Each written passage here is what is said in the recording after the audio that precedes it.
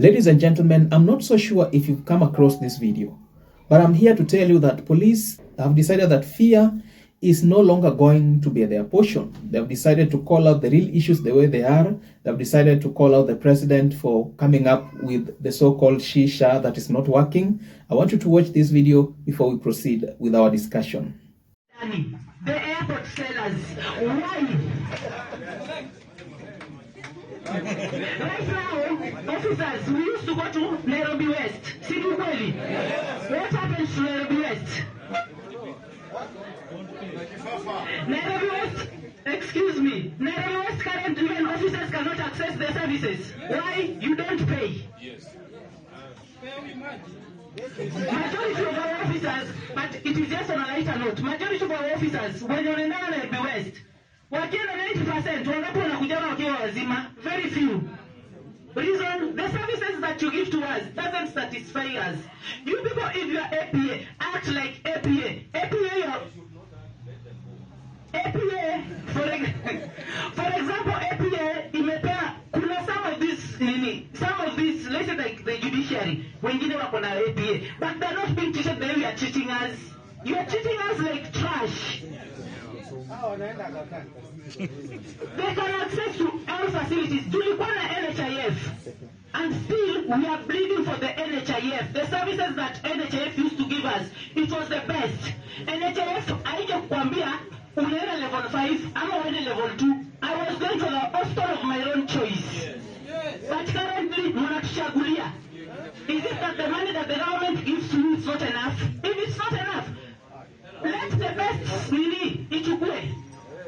The best bidder to take it. Because right now, tunaumia. We have got our senior officers. Our senior officers wanaweza enda wako na limit ya 200,000 years. Hatukatai. Mtu anaweza toka ako na smart card yake anaenda Bristol Park. Anatibiwa na hatatibiwa.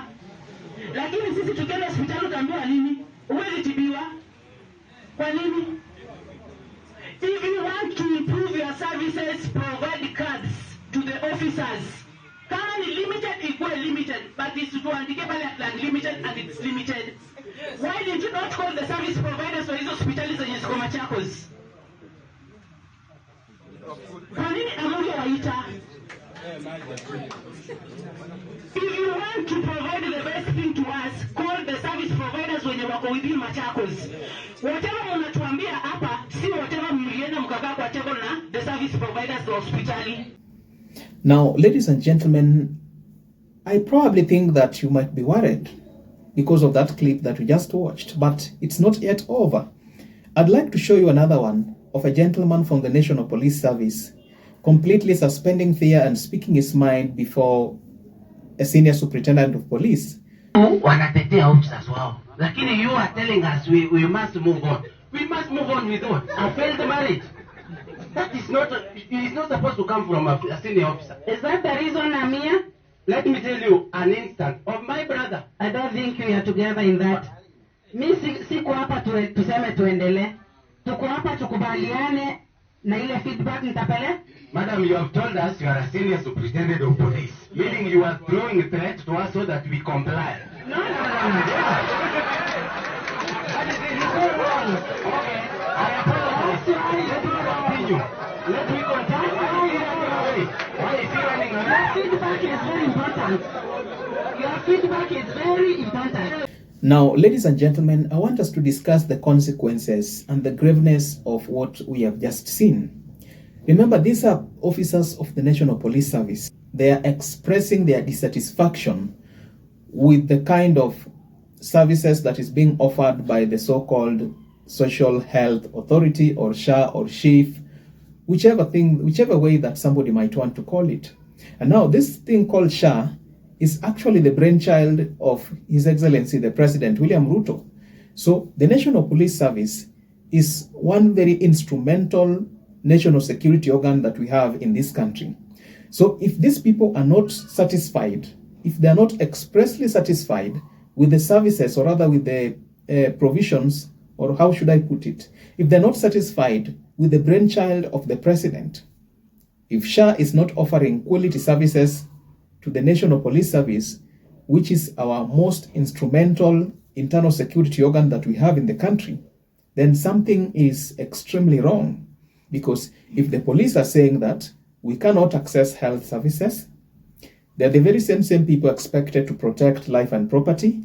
The other day when President William Ruto was touring the county of Nairobi, he was accompanied by police officers, and we could see that goons infiltrated the president's rally and caused mayhem. They stole, they looted, and they caused a lot of losses and trouble to innocent civilians.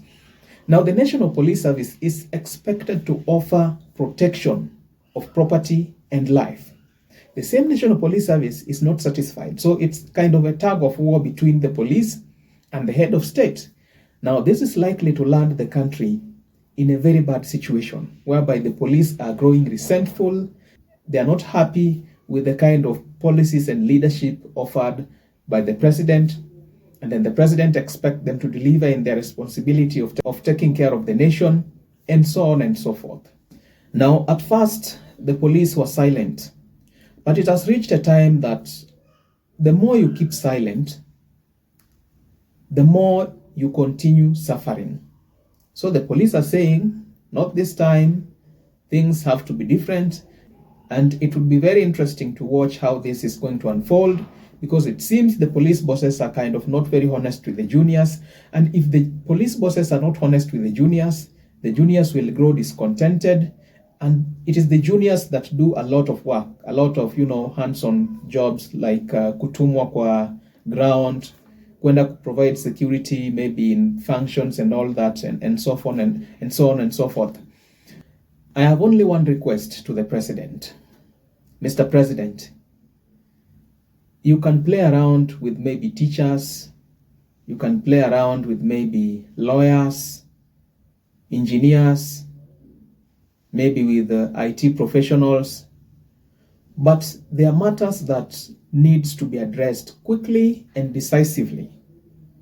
Matters of security and matters of health. If the junior officers are not contented, remember this is something that trickles down from the top. It trickles down right from the commander-in-chief, and it goes through the police inspector general. It trickles down to the deputy inspector general, and then down until it reaches the regional commissioners and down to the officers, the junior officers on the ground.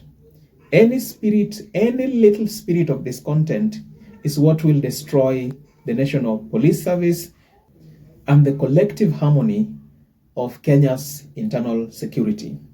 At the end of the day, guys, these are just but my thoughts and opinions. Do let me know your thoughts and opinions in the comment section below. And if you're watching for the first time, please get over to YouTube and search for Patrick Odero, and I guarantee you will be treated to a ton of recent content about politics, policy, and governance issues in our country. I am committed to informing, educating, and entertaining in a manner that mainstream media cannot. If you like my content, please don't hesitate to reach out to me at personal level through the social media links available at the description of my channel. Alright guys, let us meet up in the video that's coming right after this.